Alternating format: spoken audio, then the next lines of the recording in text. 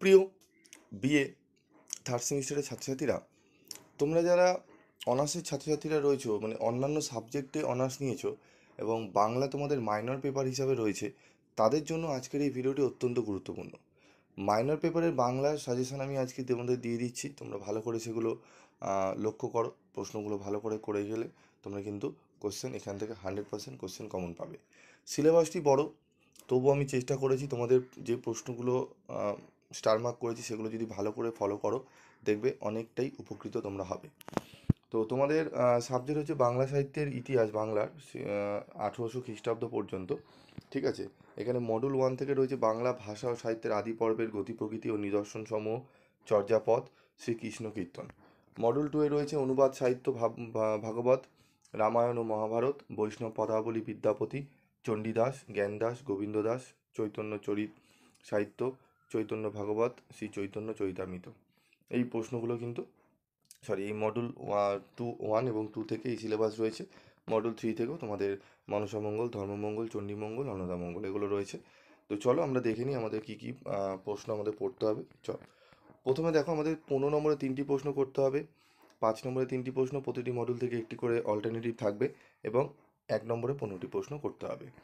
তো চলো আমরা কথা না বাড়িয়ে চলে আসি আমাদের মূল আলোচনায়। তো মডুল 1 থেকে যে প্রশ্নগুলো পড়বো, প্রশ্নের মান এখানে কোন ইয়ারে কী প্রশ্ন এসছে আমি মার্ক করে দিয়েছি, তবে তোমাদের থার্ড সেমিস্টারে মাইনরদের কী ইম্পর্টেন্ট সেটি আমি তোমাদের বলবো।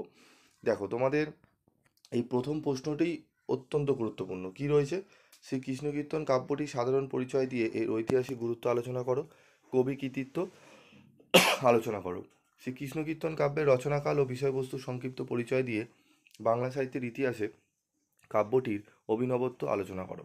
এই প্রথম প্রশ্নটি ভালো করে রেডি করো, এখান থেকে আশা করি এই প্রশ্নটি তোমাদের মাইনরেও তোমাদের কিন্তু বসিয়ে দেবে। ঠিক আছে, এই প্রশ্নটি করবে মডুল 1 থেকে 15 নম্বরের জন্য।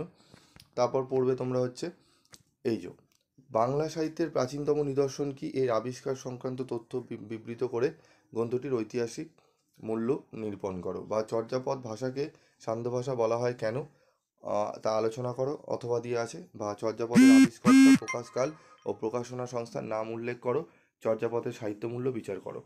এই যে 3টে প্রশ্ন অথবা দিয়ে রয়েছে না, প্রশ্ন অনেক রকম ঘুরিয়ে আসতে পারে। ঠিক আছে, যেরকম দেখো, চর্যাপদ ডাইরেক্ট নামটা বলে দিলে তোমরা ধরে নিতে পারছো। আবার বলছে বাংলা সাহিত্যের প্রাচীনতম নিদর্শন কি, তো নিদর্শন কি চর্যাপদ, তার আবিষ্কার আবিষ্কার সংক্রান্ত মানে কি। ওপরের প্রথম প্রশ্নটা পড়লেই, প্রথম প্রশ্নটি পড়লেই তোমাদের মানে যদি পড়ো, তাহলে পরের যে নিচে যে দুটো প্রশ্ন রয়েছে সেগুলো যদি ঘুরিয়ে দেয়, তাহলে তো অ্যান্সার আর চেঞ্জ হবে না। হ্যাঁ, অ্যান্সার সেমই হবে, খালি কোশ্চেনে তোমাকে ধরে নিতে হবে। তাই প্রথম 1 নম্বরের প্রশ্ন এবং 2 নম্বরের প্রশ্নটি ভালো করে করে যাও। আশা করি এই দুটো প্রশ্নের মধ্যে থেকে তোমাদের হয়তো একটা দেবে এবং আরেকটা অরে দেবে। অরের প্রশ্নটা আমি বলে দিচ্ছি। ঠিক আছে, তোমরা একটু দেখো। এরপর রয়েছে, দেখো, এই প্রশ্নটি আসতে পারে তোমাদের, বাংলা সাহিত্যের ক্ষেত্রে তুর্কি আক্রমণের ফলাফল আলোচনা করো, অথবা বাংলা সাহিত্য ও সমাজে তুর্কি আক্রমণ ও তার প্রতিক্রিয়া সম্পর্কে আলোচনা করো। এ সময় বন্ধ্যাযুগ বলা কি সঙ্গত? ঠিক আছে, এই প্রশ্নটি, এই পরপর 3টে প্রশ্ন পড়ে যাও, একদম 100% কোশ্চেন এখান থেকেই কমন পেয়ে যাবে 15 নম্বর। ব্যাস, আর কিছু পড়ার দরকার নেই। এই 3টে প্রশ্ন একটু ভালো করে কষ্ট করে পড়ে যাও, এর থেকে আর শর্ট সাজেশন কী করে দেবো। 3টে প্রশ্নই আমি তোমাদের বলে দিলাম, এই 3টে প্রশ্ন পড়ে নিও, দেখবে অনেকটাই উপকৃত হবে। ঠিক আছে, বাকি আর কিছু দেখার দরকার নেই 15 নম্বরের জন্য।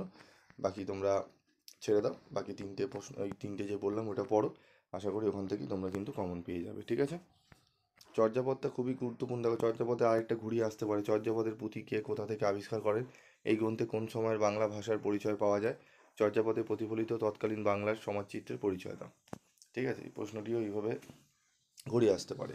তো যাই হোক, ওপরে 3টে প্রশ্ন পড়লেই তোমাদের অসুবিধা হবে না, তোমরা আশা করি পেরে যাবে। ঠিক আছে, চলো এবার যদি আরেকটা এক্সট্রা প্রশ্ন যদি মনে করো করতে পারবে, তাহলে এই 6 নম্বরের প্রশ্নটি আশা করি তোমরা যদি পারো করে নিতে পারো। বাংলা সাহিত্যের আদি পর্ব বলতে কী বোঝো, এই পর্বে সাহিত্যের গতি প্রকৃতি কীরকম ছিল, নিদর্শন সহ বুঝিয়ে দাও। এই প্রশ্নটি টোটাল 4টে প্রশ্ন ইম্পর্টেন্ট হয়, তবে একান্ত যদি না পড়ো প্রথম 3টে প্রশ্ন পড়ে নাও। প্রথম 3টে প্রশ্ন পড়লেই তোমরা কিন্তু পেরে যাবে। ঠিক আছে, তার সঙ্গে যদি পারো এক্সট্রা তোমরা এই 6 নম্বরের প্রশ্নটি করে যাও। চলো এরপর আমরা দেখে নেবো আমাদের 5 নম্বরের প্রশ্ন কী কী করতে হবে। তো 5 নম্বরের জন্য প্রশ্ন পড়তে হবে, শ্রীকৃষ্ণ কীর্তন কোনোভাবেই চৈতন্যোত্তর যুগের রচনা নয়, তা কাব্যটির কাহিনী ও ভাব বিশ্লেষণ করে বুঝিয়ে দাও। বাংলা সাহিত্যের ইতিহাস চর্চায় যুগ বিভাগ সংক্রান্ত বিতর্কগুলির সংক্ষিপ্ত পরিচয় দাও।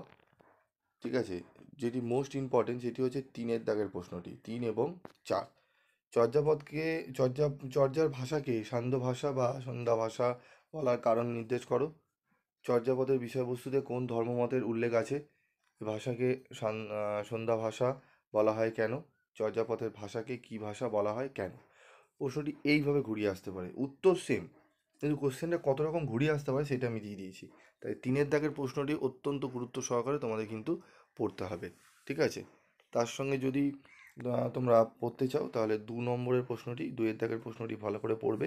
2-এর দাগের এবং 3-এর দাগের প্রশ্ন ভালো করে পড়ো, এবং তোমরা এই 5 নম্বরের প্রশ্নটি যদি পারো পড়ে যেতে পারো। ঠিক আছে, 5-এর দাগের বাংলা সাহিত্যের ইতিহাসের আদি পর্বের গতি প্রকৃতি সম্পর্কে আরও সংক্ষেপে লেখো। তবে আমি মনে করি তোমাদের 2-এর দাগের এবং 3-এর দাগের প্রশ্নটি পড়লে ওখান থেকেই প্রশ্ন তোমরা একটা কমন পেয়ে যাবে। ঠিক আছে, আগে 2-এর দাগের এবং 3-এর দাগের করবে, তারপর যদি পারো 5-এর দাগের প্রশ্নটি পড়ে যাও।